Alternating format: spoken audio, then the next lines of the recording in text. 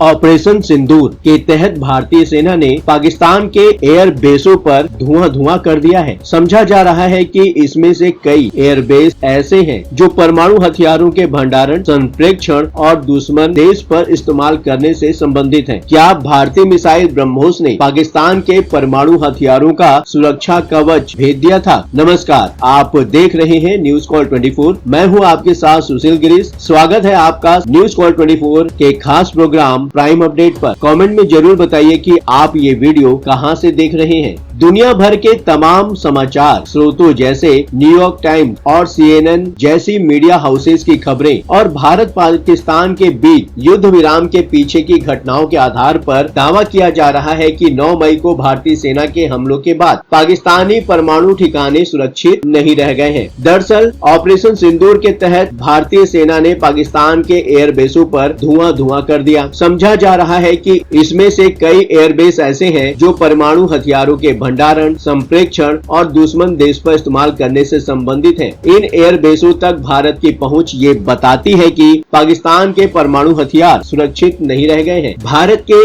इन हमलों में सबसे बड़ी भूमिका रूस के सहयोग से भारत में निर्मित और विकसित ब्रह्मोस मिसाइलों का बताया जा रहा है। इन हमलों ने पाकिस्तान के परमाणु हथियारों की सुरक्षा को खतरे में डाल दिया है। विशेष रूप से रावलपिंडी के नूर खान एयरबेस पर भारत ने जिस तरह की तबाही मचाई है उससे दुनिया खौफ में है। न्यूयॉर्क टाइम्स का दावा है कि अमेरिका को सबसे अधिक चिंता तब हुई जब 9 मई की देर रात पाकिस्तान के नूर खान एयरबेस के पास 3 बड़े धमाकों की खबर मिली। यह एयरबेस इस्लामाबाद से लगे शहर रावलपिंडी में स्थित है और पाकिस्तान की वायुसेना के लिए एक महत्वपूर्ण ठिकाना है। यह एयरबेस न केवल सैन्य परिवहन और एयर रिफ्यूलिंग के लिए महत्वपूर्ण है, बल्कि इसके पास ही पाकिस्तान की स्ट्रेटेजिक प्लान्स डिवीजन का मुख्यालय है, जो पाकिस्तान के परमाणु हथियारों की सुरक्षा और संचालन की जिम्मेदारी संभालता है। न्यूयॉर्क टाइम्स की इस रिपोर्ट के बाद उन अफवाहों और आशंकाओं को बल मिलने लगा जिनमें यह कहा जा रहा था कि भारतीय हमले में पाकिस्तान की परमाणु सुरक्षा खतरे में पड़ गई है। दरअसल नूर खान एयरबेस के पास 3 शक्तिशाली विस्फोट हुए और पास ही स्थित स्ट्रेटेजिक प्लान्स डिवीजन SPD और नेस्कॉम यानी कि national engineering and scientific commission दोनों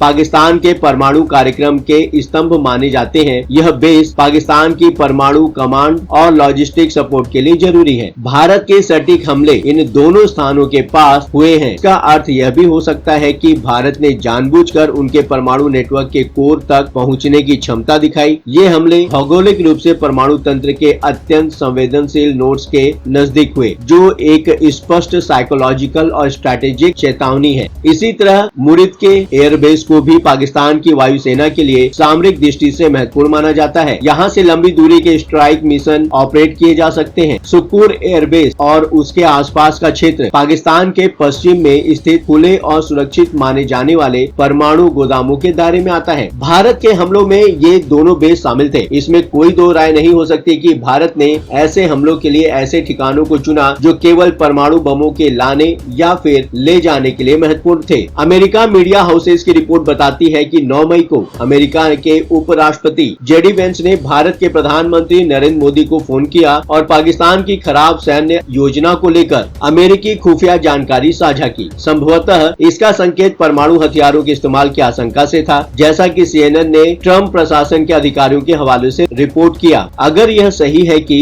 पाकिस्तान परमाणु हमले पर उतारू हो गया था, तो यह भी सत्य है कि पाकिस्तान के परमाणु ठिकानों तक भारतीय मिसाइल पहुंच गए थे, क्योंकि दुनिया का कोई भी परमाणु हथियार संपन्न देश इसका इस्तेमाल तभी करता है जब उसके अस्तित्व पर संकट आ जाता है या कोई रास्ता उसके सामने नहीं बचता। पाकिस्तान के हवाई अड्डों को जिस तरह घेर कर भारतीय मिसाइलें मार रही थी, उससे बचने का उपाय पाकिस्तान के पास केवल एक ही रह गया था। दरअसल पाकिस्तान को यह भी डर रहा होगा कि भारत इसी तरह हमले करता रहा और वो परमाणु हथियारों की सुरक्षा नहीं कर पाया तो दुनिया भर की ताकतें मिलकर एटम बम पर कब्जा कर लेंगी। अमेरिका पहले से ही स्नैच एंड ग्रैब योजना पाकिस्तान के परमाणु बमों को हथियारों के लिए तैयार किए हुए है। CNN ने लिखा है कि वेंस ने यह खुफिया जानकारी पहले राष्ट्रपति डोनाल्ड ट्रंप को दी और फिर मोदी को फोन कर बताया कि यदि सप्ताह के अंत तक युद्ध जारी रहा तो ड्रामेटिक एक्सक्लेशन की बहुत अधिक संभावना है। भारत ने पाकिस्तान की मिसाइल तैयारियों को रियल टाइम में ट्रैक किया, जो संकेत देता है कि उसके पास सैटेलाइट, ह्यूमन और सिग्नल्स तीनों ही माध्यम के खुफिया तंत्र सक्रिय थे। इससे यह भी संकेत मिलता है कि भारत को पाकिस्तान के परमाणु लॉन्च पैटर्न, स्थानों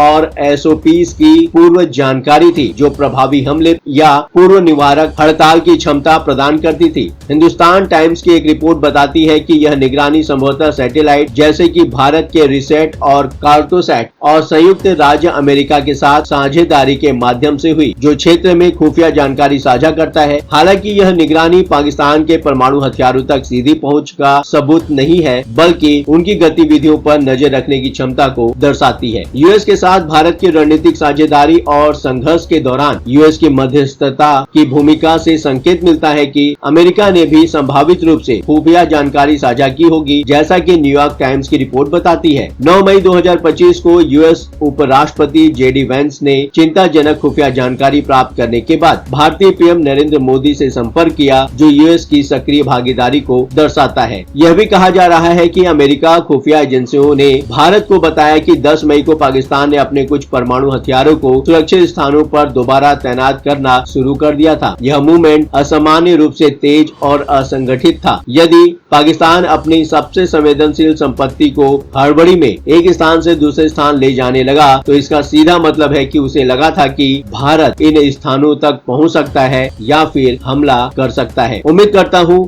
आपको हमारा ये वीडियो पसंद और इसमें दी गई जानकारी समझ में आई होगी। अब बारी है आपकी। बेझिझक अपनी राय कमेंट बॉक्स में शेयर करें। न्यूज कॉल 24 ने विभिन्न प्रोग्रामों के माध्यम से जनता के मुद्दे और प्राप्त सूचनाओं को प्रसारित करता है। यदि आप भी अपनी बात न्यूज कॉल 24 तक पहुंचाना चाहते हैं, आपके पास कोई महत्वपूर्ण खबर, अहम घटना की सूचना, सामाजिक मुद्दा, क्राइम न्यूज या ब्रेकिंग अपडेट हो, तो आप वीडियो में दिए गए व्हाट्सएप नंबर 9993236555 पर व्हाट्सएप द्वारा आप हमसे संपर्क कर सकते हैं। चलते चलते आपको यह बात बताना जरूरी है कि न्यूज कॉल 24 की तरफ से अगर कोई खुद को न्यूज कॉल 24 से जुड़ा बताता है, तो उसके दावे को संदिग्ध मानकर और सच्चाई की तहकीकात करने के लिए व्हाट्सएप नंबर पर उसकी डिटेल्स भेजकर सत्यता की पुष्टि अवश्य करें। फ्रॉड और धोखाधड़ी करने वालों से सावधान रहें। फ्रॉड हो जाने की स्थिति में न्यूज कॉल 24 उसका जिम्मेवार नहीं होगा। वीडियो में दिए गए नंबर के अलावा न्यूज कॉल 24 का कोई अन्य ऑफिशियल नंबर नहीं है। फिर मुलाकात होगी। लगातार खबरों के लिए बने रहिए न्यूज कॉल 24 के साथ।